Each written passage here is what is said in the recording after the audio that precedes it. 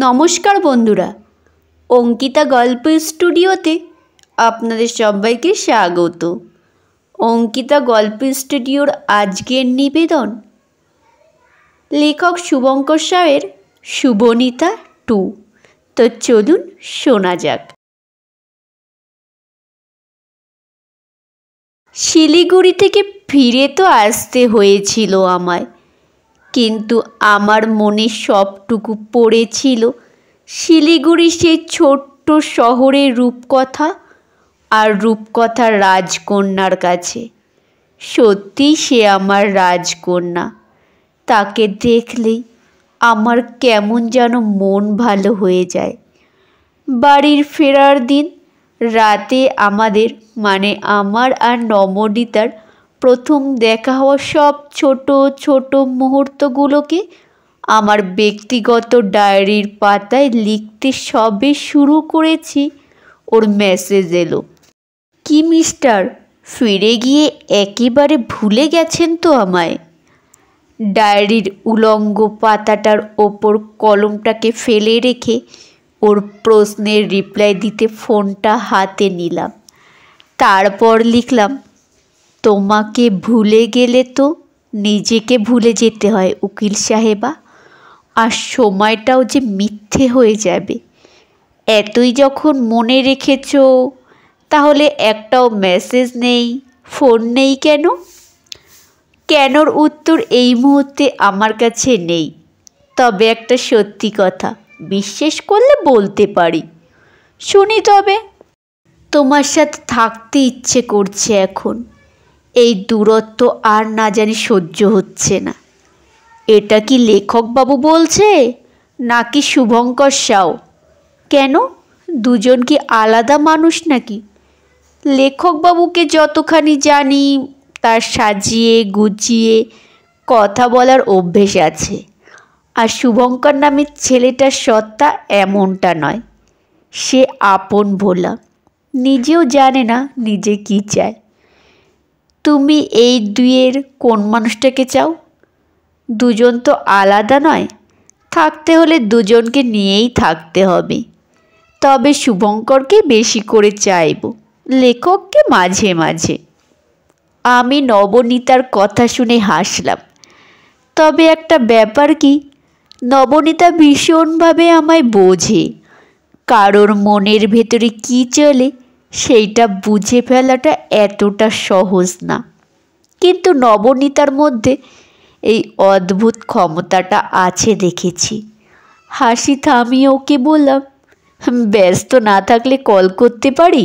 আমি তো বারণ করিনি একবারও। নবনীতাকে ফোন করলাম। সে ফোনটা রিসিভ করতে আমার দেওয়ার নামে ডেকে ওকে বললাম, আচ্ছা রায়, আমরা একসাথে থাকতে পারি না? তুমি কোথায় তারকেশ্বর আর আমি শিলিগুড়ি, কিভাবে হয় বলো তো? আমি আমার পরিবার ছেড়ে নর্থ বেঙ্গলকে ছেড়ে যেতে পারবো না গো, আর তুমিও তোমার পরিবার ছেড়ে আসবেই বা কী করে? কিন্তু তোমার ওপর যে আমার মায়া পড়েছে, এখন একটা দিন এমন যায় না যে তোমায় মনে পড়ে না।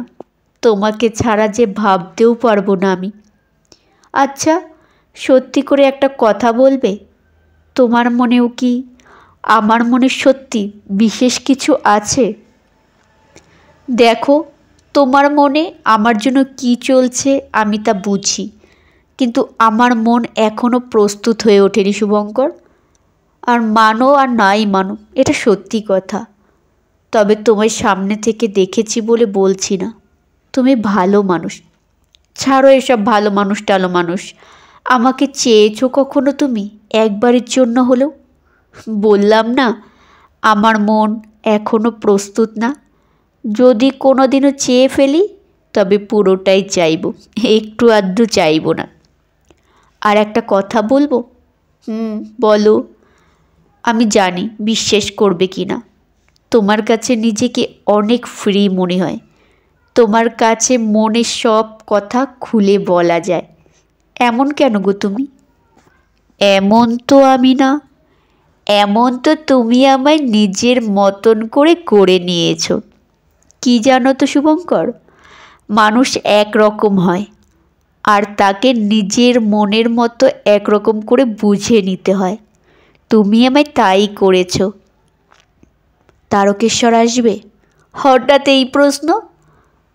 আমি তো তোমার শহরটা তোমার সাথে ঘুরে এলাম, এবার আমার শহরটাকেও আমি তোমায় ঘুরে দেখাতে চাই। এসো না। বেশ, যাব। এবছর তো কলকাতায় যাওয়ার আছে এমনিতেও, তখন না হয় তুমি নিয়ে যেও আমাকে এবার। বেশ, অপেক্ষায় থাকলাম। কিছুক্ষণ দুজনের মধ্যেই যেন এক অজানা নীরবতা এসে ভর করল। তারপর আমি নিস্তব্ধতা ভঙ্গ করে বললাম, তোমায় নিয়ে না বড় লিখতে ইচ্ছে হয় আজকাল। লেখো না, আমি কি বারণ করেছি? কিন্তু তোমার মনের মতন যদি না হয়? তুমি তোমার মনের মতো করে লেখো, তাহলেই সেটা আমার মনের মতন হয়ে যাবে। বেশ, একটা জিনিস চাইবো, দেবে? কি চাও বলো? একটা ছবি দেবে? ফেসবুকে আছে তো অনেক, যেটা খুশি নিয়ে নাও, বলতে হবে কেন? না, ওগুলো না, এখনের ছবি, এই মুহূর্তের ছবি। এই না, এখন আমার চুল টুল এলোমেলো হয়ে আছে সব, এখনের ছবি দেওয়া যাবে না। Please, request. উফ, তুমি এমন জোর করো কেন বলো তো? জানি তোমার কাছে জোর করলে প্রাপ্তি থাকবে। খুব প্রশ্রয় দেওয়া হয়ে যাচ্ছে না তোমায় দিন দিন। এবার আশ্রয় দিও না একটু। এই, এবার শুরু হয়ে গেল মশাইয়ের ফ্লার্টিং করা। আরে তা না, দাও না একটা ছবি। নবনীতা আমার আবদার চট করে ফেলতে পারে না, কেন জানি না রাখে। ও ওর একটা ছবি আমায় দিল। দেয়া মাত্র আমি ছবিটা দেখে বললাম, ওই মুখটায় ছোট্ট একটা জিনিস কম আছে। কি শুনি? বলবো না তো? এই বলো না। না, বলবো না। এমন কেন করো তুমি আমার সাথে? বলো আগে, বলছি। দাঁড়াও, এবার আমি তোমায় একটা ছবি পাঠাচ্ছি, দেখো। আমি আমার ফাঁকা ডায়েরির পাতার ওপর দিকটার একটা ছবি পাঠালাম। ওই ছবিটা দেখেই বলো, তুমি আমার কপালের টিপটা কখন নিয়ে গেলে? নিয়েছি, তোমায় বুঝতে দিইনি।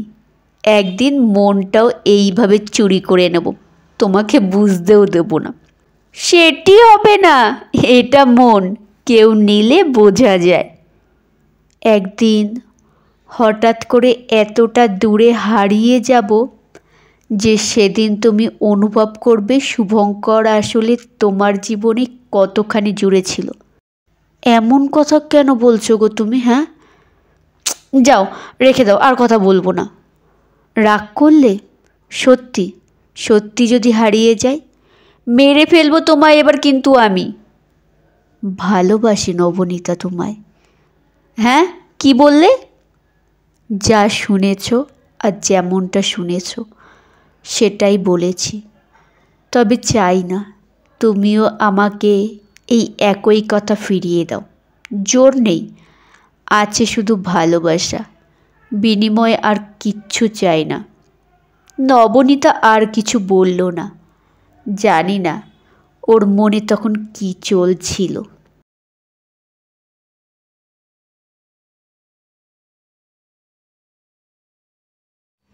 নমস্কার বন্ধুরা, শেষ হলো গল্প পাঠ। কেমন হলো অবশ্যই কমেন্টে জানাতে ভুলবেন না।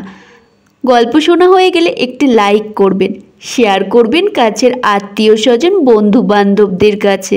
আর যেসব বন্ধুরা আমার গল্প শোনেন এখনও আমার পরিবারের সদস্য হননি, তারা আমার চ্যানেলটি সাবস্ক্রাইব করে পাশে থাকা বেল আইকনটি প্রেস করে আমার পরিবারের সদস্য হওয়ার অনুরোধ রইল।